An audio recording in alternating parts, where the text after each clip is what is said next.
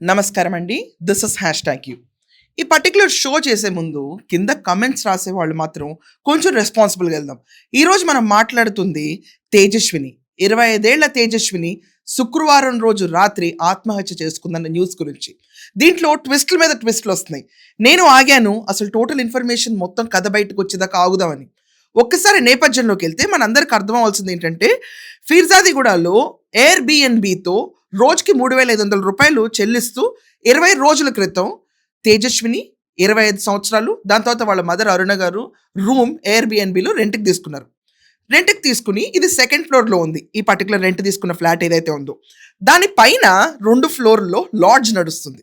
ఆ లాడ్జ్‌లో అసాంఘిక కార్యక్రమాలు చాలా జరుగుతున్నాయి అని చెప్పి అక్కడ చుట్టుపక్కల ఉన్నోళ్ళు మాట్లాడుతున్నారు. సో, ఇంకా అది పోలీసులు కూడా దాని గురించి ఏం క్లారిటీ ఇవ్వల.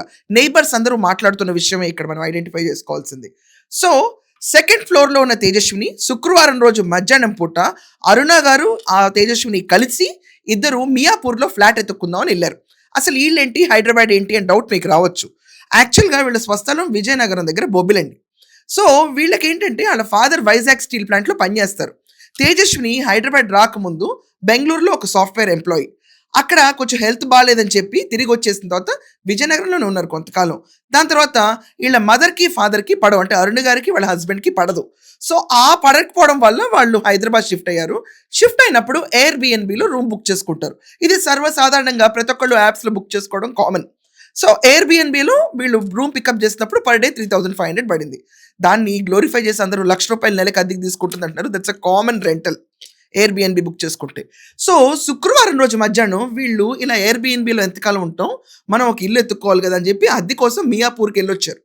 అక్కడ ఇల్లు చూసుకొచ్చిన తర్వాత రాత్రిపూట భోంచేసిన తర్వాత అరుణ గారేమో ఆమె రూమ్‌కెళ్లారు. తేజస్విని ఏమో తన రూమ్‌లోకొచ్చింది. కొంచెంసేపు అయిన తర్వాత అరుణ గారి రూమ్‌కి బయట లాకేసేసింది. లాకేసేసి తేజస్విని ఇంటి నుంచి బయటకొచ్చింది. వస్తూ వస్తూ తన బెడ్‌షీటు, తన ఒంటిపైన ఉన్న బట్టలన్నీ తీసి పక్క కాంపౌండ్‌కి ఇసిరేసింది. సో, పక్క కాంపౌండ్‌లో హౌస్ ఓనర్స్ వాళ్ళొచ్చి ఐడెంటిఫై చేశారు. ఆ అమ్మాయి ఇసిరిన బట్టలు ఇవే అని. సో, ఆ అమ్మాయి అలాగే కిందకి పరిగెట్టుకుంటూ ఎళ్లి కింద బ్యాచిలర్స్ ఉంటారంటండి. అక్కడ రోహిత్, రాజేష్, తరుణ్ అని చెప్పి ముగ్గురు బ్యాచిలర్స్ ఉంటున్నారు. ఆ రోహిత్, రాజేష్, తరుణ్‌లో రోహిత్ భయపడ్డాడు ఆ రోజు. ఆ అమ్మాయి కిందకొచ్చి సడెన్‌గా తలుపులు కొడతా ఉంది కింద ఈ బ్యాచిలర్స్ ఇంటికి. వాళ్ళేమో ఏంటి బాబోయ్! ఇది ఇలా ఒక అమ్మాయి వచ్చింది దెయ్యమా అని చెప్పి రోహిత్ భయపడిపోయాడు. తలుపులు కూడా తీయలా రోహిత్. ఇమ్మీడియేట్‌గా ఆ అమ్మాయి పరిగెట్టుకుంటూ ఎళ్లి పక్కన ఒక అమ్మవారి టెంపుల్ ఉంది. అమ్మవారి టెంపుల్ ఉంటే పెద్ద అమ్మవారు అక్కడ పెద్ద విగ్రహం ఉంటుంది కదండీ! అక్కడికెళ్ళి అమ్మవారి చీర లాక్కుందాం అని చూసింది. కుదరలా. అప్పుడు పక్కన చిన్న అమ్మవారు ఉంటారు గదండీ! అమ్మవారి చీర లాగుదాం అని చూస్తే కప్పుకోవడానికి తనకి ఒంటి మీద బట్టలు లేవు గాబట్టి కప్పుకుందామని తను ఇమ్మీడియేట్‌గా వాళ్ళే ఎళ్లి మరుసటి రోజు అరుణ గారు తలుపు కొట్టి ఇలా జరిగింది అని చెప్పి లేపారు. ఈ స్టోరీలో ట్విస్ట్‌ల మీద ట్విస్ట్‌లొస్తున్నాయి.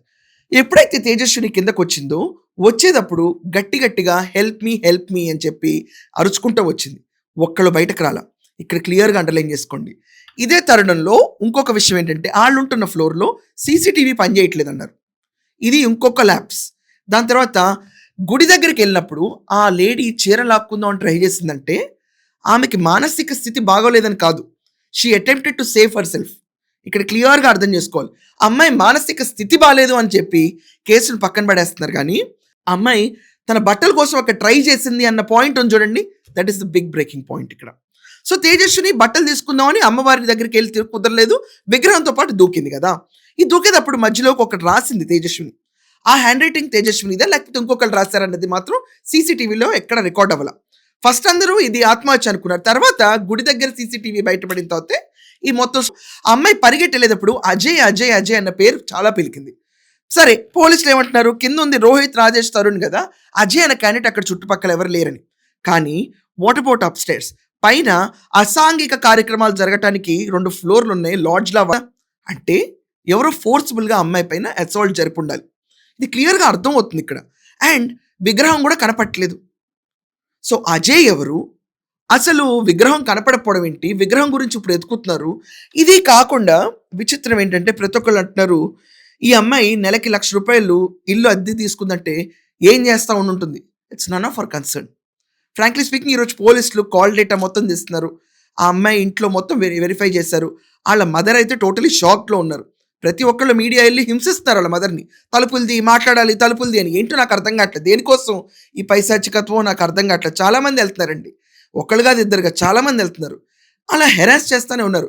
వాళ్ళ మదర్‌ని ఇన్వెస్టిగేట్ చేశారు. వాళ్ళ ఫాదర్ ఏమో ఆ అమ్మాయికి డెల్యూషన్స్ అంటే రాత్రిపూట కలల్లో దెయ్యాలను చూసి కొంతమంది భయపడతారు. అంతే. అంతకు మించి పెద్ద మానసికంగా ప్రాబ్లమ్ ఉంటే బెంగుళూరులో ఉద్యోగం ఎలా చేస్తుంది? ఇక్కడికొచ్చి ఇల్లు ఎలా ఎతుకుతుంది? ఇండిపెండెంట్‌గా ఎలా ఉండగలుగుతుంది? ఇవన్నీ ఆలోచించాలి గదా! సో, ఇప్పుడు ఇక్కడ భారీగా ట్విస్ట్‌గా మారింది విగ్రహం. ఎక్కడుంది ఆ విగ్రహం? ఎవరైనా అమ్మాయిని చంపి నీళ్ళలో వేసేసారా? అని చెప్పిన పాయింట్లు. అజయ్ అన్న వ్యక్తి ఎవరు?